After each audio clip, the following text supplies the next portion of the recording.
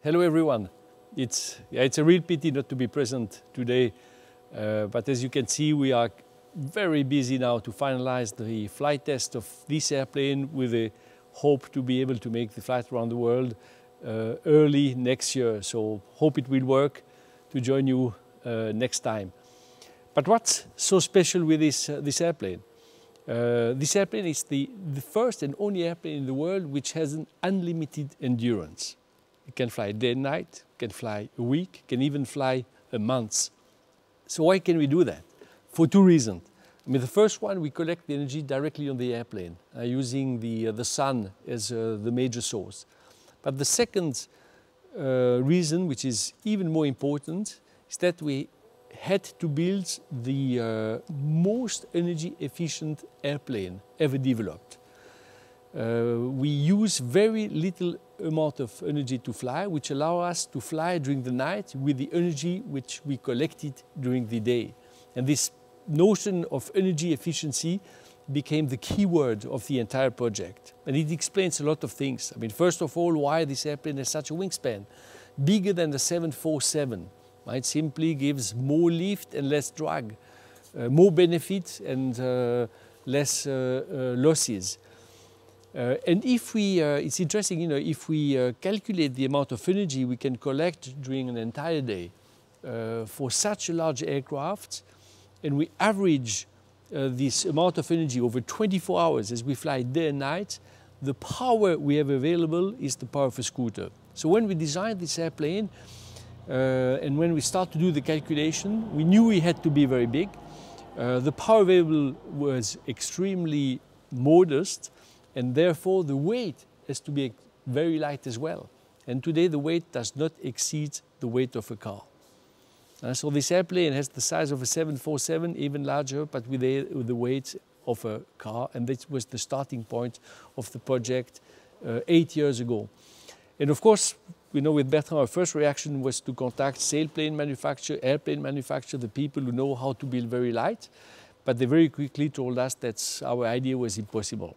So we decided to build our own solution. And today there are different things which is really interesting to see on what happened. I mean, first of all, we had to collect and we had to gather a big group of partners, companies, to provide technologies, solutions, know-how, engineering skills. And if you look at these companies, that's about 80 different enterprises. There is only 2 coming from the aviation world, Dassault and the DLR in Germany. The 78 other companies are coming from totally different fields, chemical industry, electronics, even watch industry, but all companies who had technologies, solution to help us achieve our goal. And their motivation is not short-term to develop a new aviation industry. Their motivation is to develop solutions which allow us to reduce the energy consumptions, but will also allow them to propose products, technologies for their customers to use less energy. So what we have in this airplane today find its way into the marketplace. We needed insulation to protect the batteries and the pilot against very cold temperature, as we will fly at 8,000 or 9,000 meters where it's minus 40 degrees. And this insulation materials, it's finding its way now to refrigerators to reduce the energy consumptions of these appliances.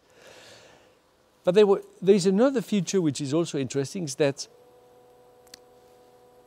if you look at the propulsion systems we have on this airplane, it's fully electric. And the efficiency of the electric motors we have developed is close to 100%. It's precisely 97%, only 3% of losses. And if you compare this with other way to provide power, piston engine, turbofan, the efficiency of the system is much lower, between 30, 40, maybe 45%. So you can see already that the interest to use electric motors in aviation will be extremely high.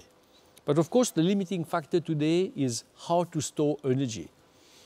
And if you look at the entire system in an airplane, The battery and the existing technologies we have for batteries today allow us to store only 1/10 of the energy that you can have in Jet A1, in kerosene. So the difference is still very important. So I think it's really would be too optimistic to say that in a few years we can use this technology in transport airplane. But I think it will come much sooner than what we expect. I just read last week that Japanese research center was able to develop batteries which have 7 times more energy density than what we have in this airplane here. So it's not in the marketplace yet, but it's getting closer. So let's be optimistic. The aviation will become green as well. Maybe not in 5 years. Maybe it will start first through general aviation, but it will also come to the transport aviation as well. Thank you very much, and wish you a great seminar, a great meeting, and hopefully next time we'll be able to join.